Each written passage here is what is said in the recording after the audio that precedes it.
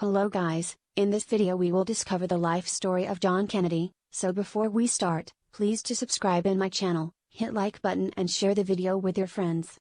John F. Kennedy, the 35th U.S. President, negotiated the Nuclear Test Ban Treaty and initiated the Alliance for Progress. He was assassinated in 1963. Who was John F. Kennedy? John F. Kennedy served in both the U.S. House of Representatives and U.S. Senate before becoming the 35th President in 1961. As president, Kennedy faced a number of foreign crises, especially in Cuba and Berlin, but managed to secure such achievements as the Nuclear Test Ban Treaty and the Alliance for Progress. On November 22, 1963, Kennedy was assassinated while riding in a motorcade in Dallas, Texas. Early life. Kennedy was born on May 29, 1917, in Brookline, Massachusetts. Both the Fitzgeralds and the Kennedys were wealthy and prominent Irish Catholic Boston families. Kennedy's paternal grandfather, P.J. Kennedy, was a wealthy banker and liquor trader, and his maternal grandfather, John E. Fitzgerald, nicknamed Honey Fitz, was a skilled politician who served as a congressman and as the mayor of Boston. Kennedy's mother, Rose Elizabeth Fitzgerald, was a Boston debutante, and his father, Joseph Kennedy Sr., was a successful banker who made a fortune on the stock market after World War I.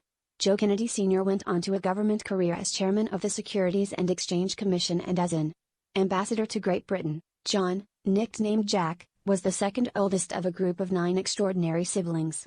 His brothers and sisters include Eunice, the founder of the Special Olympics, Robert, a U.S. Attorney General, and Ted, one of the most powerful senators in American history. The Kennedy children remained close-knit and supportive of each other throughout their entire lives. Joseph and Rose largely spurned the world of Boston socialites into which they had been born to focus instead on their children's education. Joe Sr. in particular obsessed over every detail of his kids' lives, a rarity for a father at that time. As a family friend noted, most fathers in those days simply weren't that interested in what their children did. But Joe Kennedy knew what his kids were up to all the time. Joe Sr. had great expectations for his children, and he sought to instill in them a fierce competitive fire and the belief that winning was everything. He entered his children in swimming and sailing competitions and chided them for finishing in anything but first place. John's sister, Eunice, later recalled, "I was 24 before I knew I didn't have to win something every day." John bought into his father's philosophy that winning was everything. "He hates to lose at anything," Eunice said. "That's the only thing Jack gets really emotional about when he loses." Education. Despite his father's constant reprimands, young Kennedy was a poor student and a mischievous boy. He attended a Catholic boys' boarding school in Connecticut called Canterbury, where he excelled at English and history, the subjects he enjoyed, but nearly flunked Latin, in which he had no interest. Despite his poor grades, Kennedy continued on to Choate, an elite Connecticut preparatory school. Although he was obviously brilliant, evidenced by the extraordinary thoughtfulness and nuance of his work on the rare occasions when he applied himself, Kennedy remained at best a mediocre student, preferring sports, girls and practical jokes to coursework.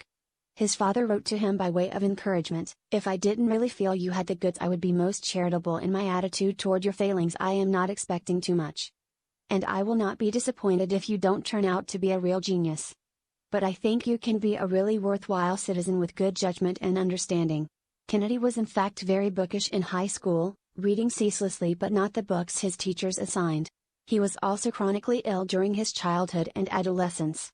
He suffered from severe colds, the flu, scarlet fever and even more severe, undiagnosed diseases that forced him to miss months of school at a time and occasionally brought him to the brink of death. After graduating from Choate and spending one semester at Princeton, Kennedy transferred to Harvard University in 1936. There, he repeated his by then well-established academic pattern, excelling occasionally in the classes he enjoyed but proving only an average student due to the omnipresent diversions of sports and women. Handsome, charming and blessed with a radiant smile, Kennedy was incredibly popular with his Harvard classmates. His friend Lynn Billings recalled, "Jack was more fun than anyone I've ever known, and I think most people who knew him felt the same way about him." Kennedy was also an incorrigible womanizer. He wrote to Billings during his sophomore year, "I can now get tail as often and as free as I want, which is a step in the right direction."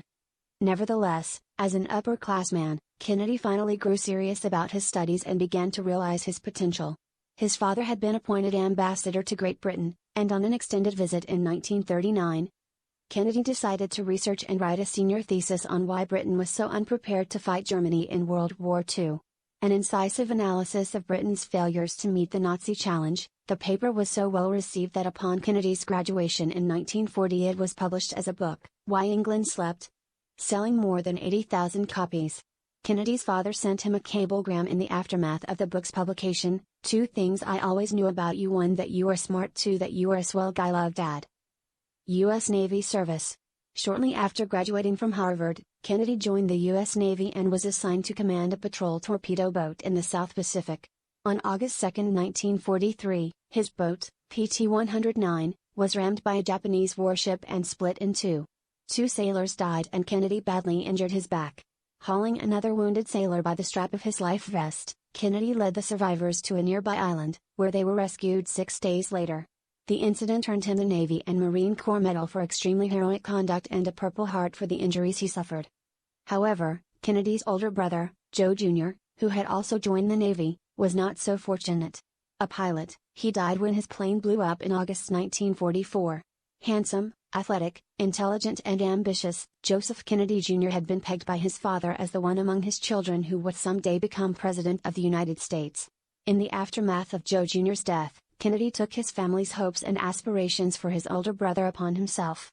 Upon his discharge from the Navy, Kennedy worked briefly as a reporter for Hearst newspapers.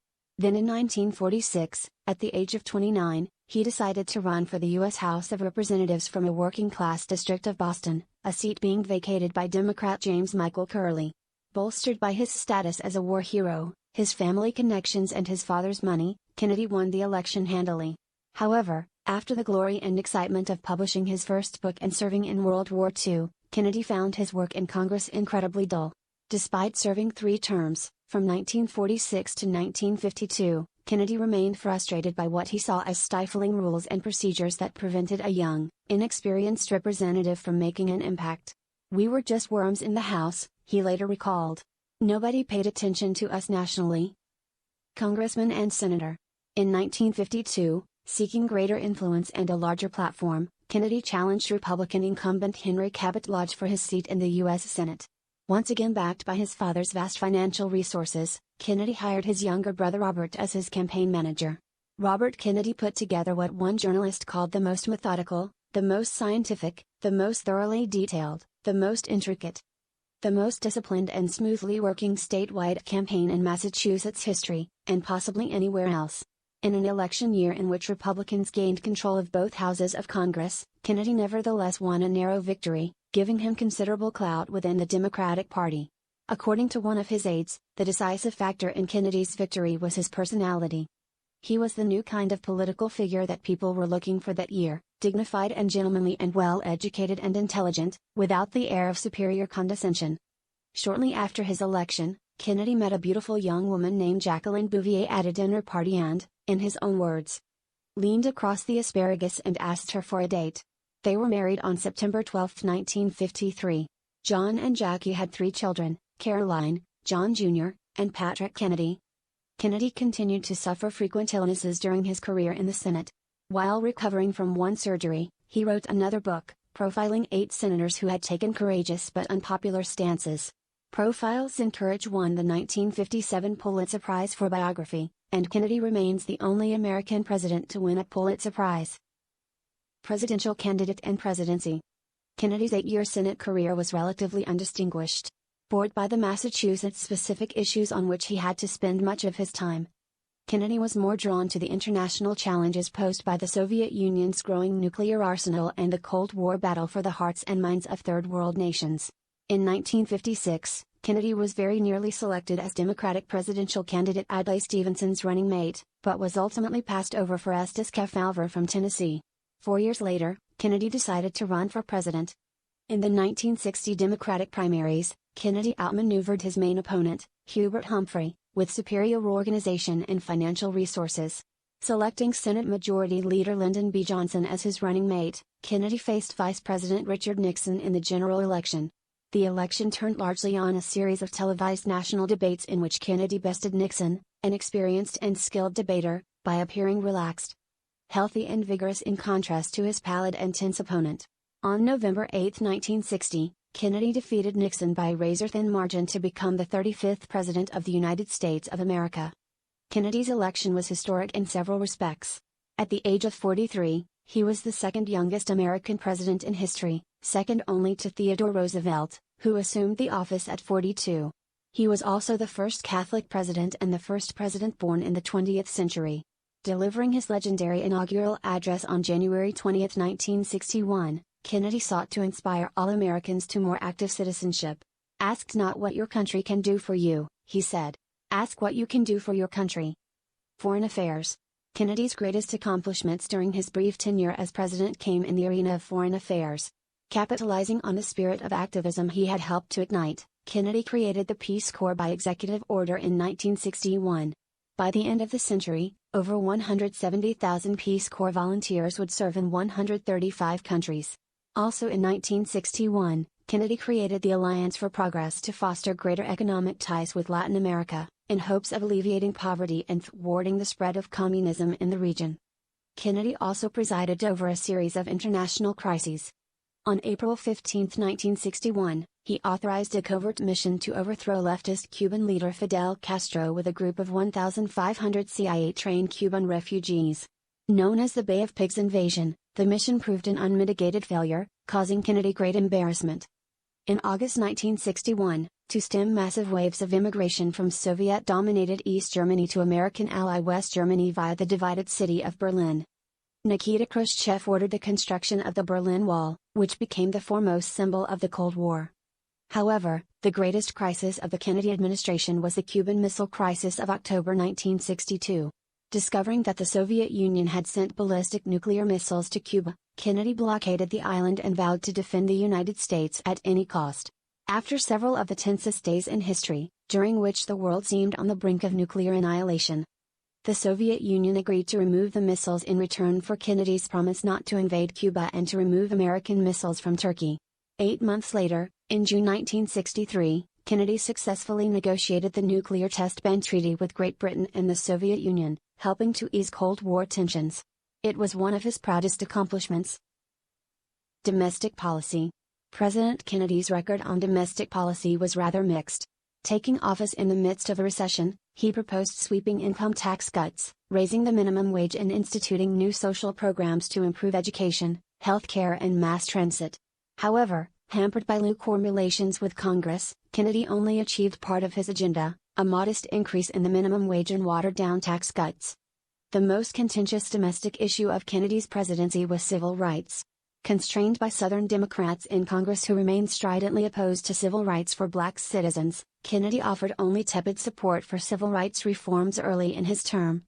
Nevertheless, in September 1962 Kennedy sent his brother, Attorney General Robert Kennedy, to Mississippi to use the National Guard and federal marshals to escort and defend civil rights activist James Meredith as he became the first black student to enroll at the University of Mississippi on October 1, 1962. Near the end of 1963, in the wake of the March on Washington and Martin Luther King Jr.'s I Had a Dream speech, Kennedy finally sent a civil rights bill to Congress. One of the last acts of his presidency and his life, Kennedy's bill eventually passed as the landmark Civil Rights Act in 1964. Assassination. On November 21, 1963, President Kennedy flew to Fort Worth, Texas for a campaign appearance. The next day, November 22, Kennedy, along with his wife and Texas Governor Jhon Kennedy, rode through cheering crowds in downtown Dallas in a Lincoln Continental convertible. From an upstairs window of the Texas School Book Depository building, a 24-year-old warehouse worker named Lee Harvey Oswald, a former Marine with Soviet sympathies, fired upon the car, hitting the president twice. Kennedy died at Parkland Memorial Hospital shortly thereafter, at age 46. A Dallas nightclub owner named Jack Ruby assassinated Oswald days later while he was being transferred between jails. The death of President Kennedy was an unspeakable national tragedy, and to this date many people remember with unsettling vividness the exact moment they learned of his death. While conspiracy theories have swirled ever since Kennedy's assassination, the official version of events remains the most plausible. Oswald acted alone. For few former presidents is the dichotomy between public and scholarly opinion so vast. To the American public, as well as his first historians, Kennedy is a hero, a visionary politician who, if not for his untimely death, might have averted the political and social turmoil of the late 1960s. In public opinion polls, Kennedy consistently ranks with Thomas Jefferson and Abraham Lincoln as among the most beloved American presidents of all time. Critiquing this outpouring of adoration, many more recent Kennedy scholars have derided Kennedy's womanizing and lack of personal morals and argued that as a leader he was more style than substance. In the end, no one can ever truly know what type of president Kennedy would have become, or the different course history might have taken had he lived into old age. As historian Arthur Schlesinger Jr. wrote, "It was as if Lincoln had been killed 6 months after Gettysburg, or Franklin Roosevelt at the end of 1935, or Truman before the Marshall Plan. The most enduring image of Kennedy's presidency, and of his whole life, is that of Camelot, the idyllic castle of the legendary King Arthur. As his wife Jackie Kennedy said after his death, 'There'll be great presidents again, and the Johnsons are wonderful, they've been wonderful to me, but there will never be another Camelot again.'" Release of assassination documents. On October 26, 2017, President Donald Trump ordered the release of 2,800 records related to the Kennedy assassination.